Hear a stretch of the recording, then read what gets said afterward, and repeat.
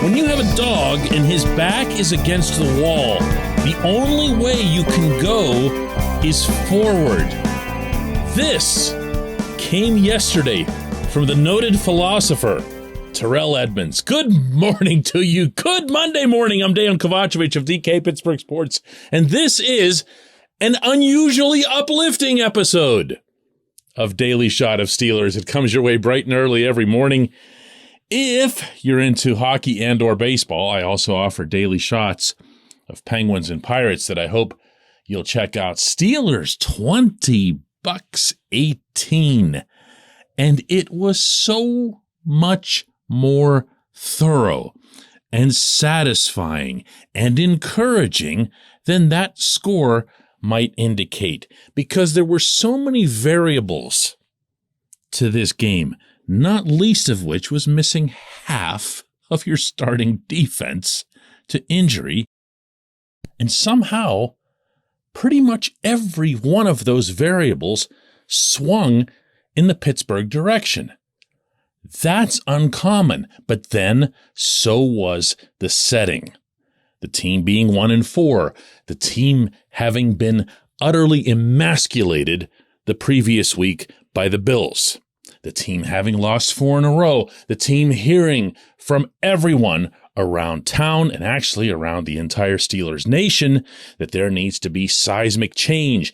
This player needs to go. That player needs to go. Matt Canada definitely needs to go. Like yesterday, Tomlin needs to go. Art Rooney's name started coming up in it. And it's not a place in which any of them could have felt comfortable. And that's good.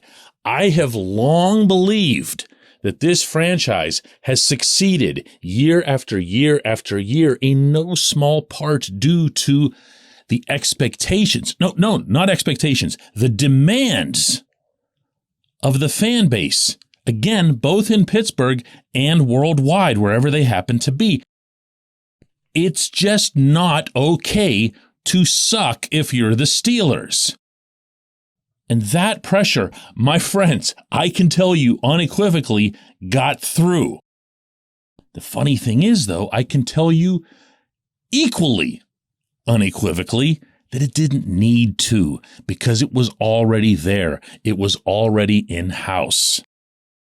Remember how Arthur Maulet blew up on a handful of teammates for smiling and even laughing on the sideline in that game against the Bills? And remember all the fuss that caused, and people talking about it all week long, and Maulet having to explain himself, at least to some extent, without apologizing, but explaining what it was that he was trying to get across? Well, this was what Maulet told me after this game. We had to prove to people that we're Steelers defense, and that's big ownership, you know. What we put out there last week, it was big plays that wasn't made against one-on-one down the field. You know, we took ownership on being able to play good Steeler defense and complementary football on offense and special teams. And that's what we did, man. And we just got to keep our hand down and keep working, you know. It's just one win. It's a nice win to have against the 12 over on the opposite side, right? But it's just one. We got to build from it and keep going. That's it. They needed to do this. They needed it as a group. They needed it in the standings, but they really, really, really needed it individually. What can you expect at Point Park University in downtown Pittsburgh? Respect, rigor, relevance. That's the Point Park Pledge. You'll be treated with respect while being challenged and supported academically to graduate with career-ready, relevant skills. Visit pointpark.edu to learn more.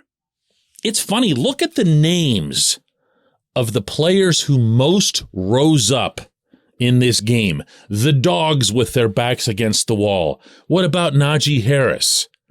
People were openly calling for him to be replaced by Jaylen Warren.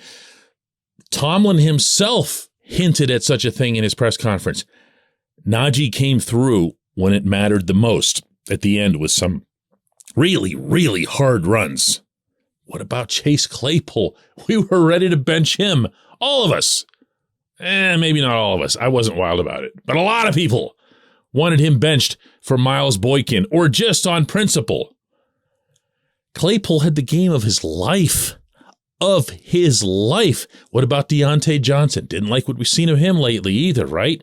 How hard did that dog fight yesterday? You see where I'm going with this? A lot of the Steelers' problems, yes, have been institutional, but we, all of us, are all too often guilty of sticking with the institutional or the coaches or whoever and not focusing enough on the individual players. Every single name I've given you so far is someone who should have been better through those first 5 games. Can we agree on that? How about Mitch Trubisky? Lost his job. Came into this one because Kenny Pickett got concussed and was really, really good.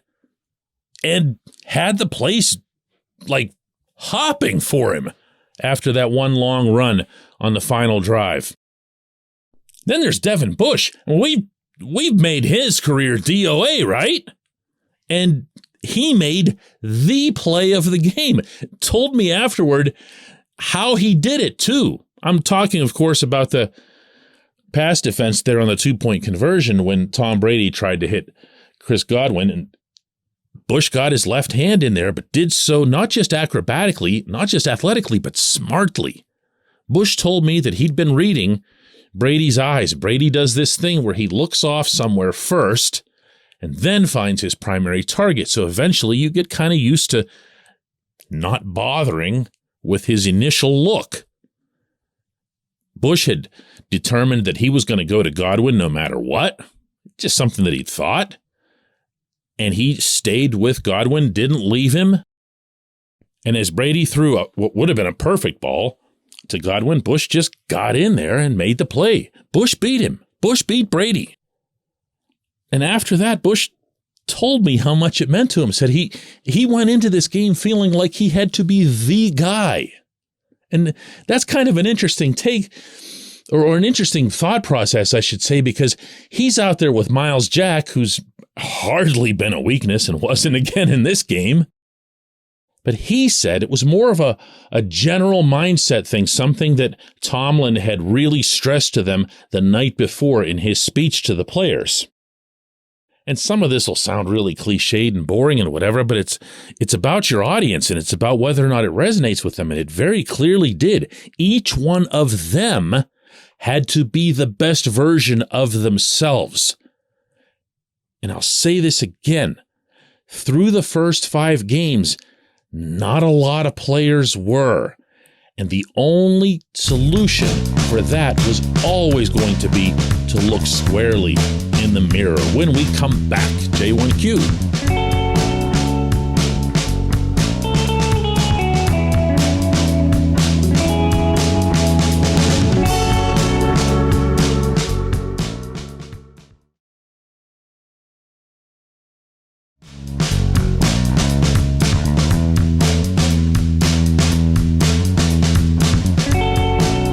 It's time for Just One Question, and that's brought to you always on this program by the personal injury law firm of Luxembourg, Garbutt, Kelly, and George, LGKG. They represent people who are hurt in car accidents, who need assistance with workers' comp and medical malpractice claims.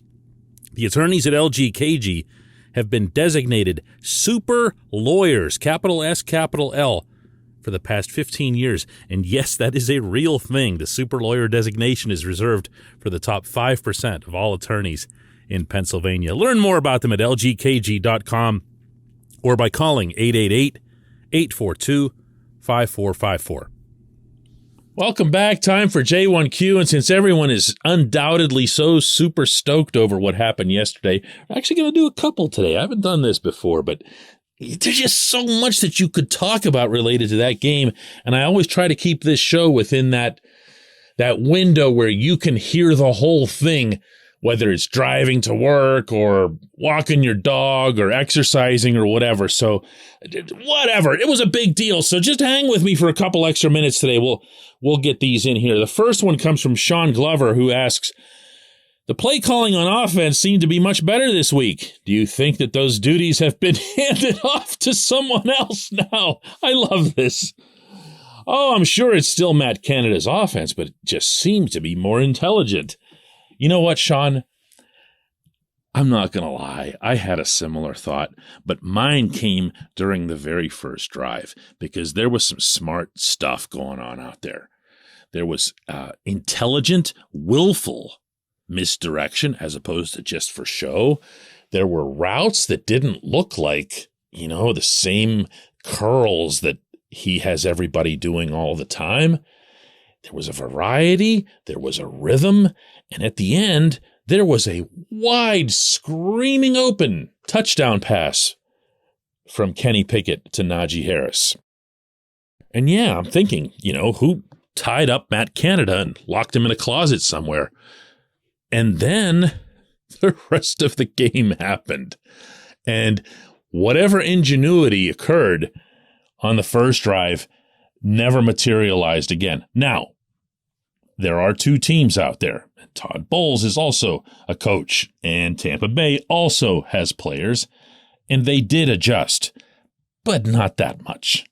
And to see the Steelers go right back to plain old vanilla Canada crap, for lack of a better term, it kind of reinforced my initial skepticism about this. Not that someone took over the play calling, but anyone who's familiar with football that's played at any level will know that the first series will be scripted, and it'll be scripted out to as long as 15 to 20 plays.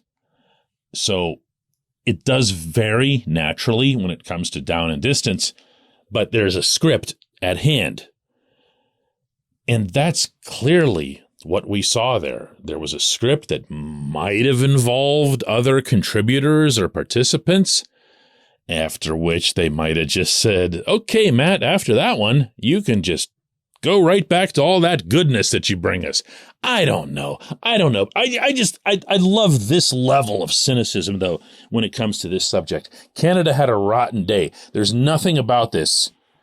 There's nothing about this outcome that makes Canada look any better unless someone could convince me that he scripted that first series himself.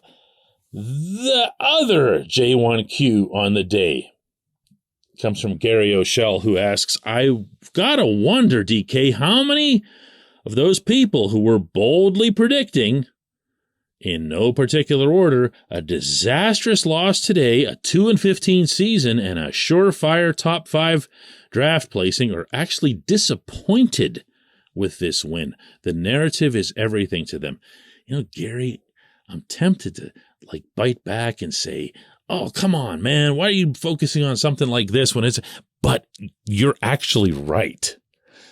We live in a time, and I'm talking about anything but sports right now, where this is rooted, where once you hear something and once your side has taken hold of it, that's it. It's done. Discussion over. It's a fact, even if it's completely wrong, and it's completely wrong.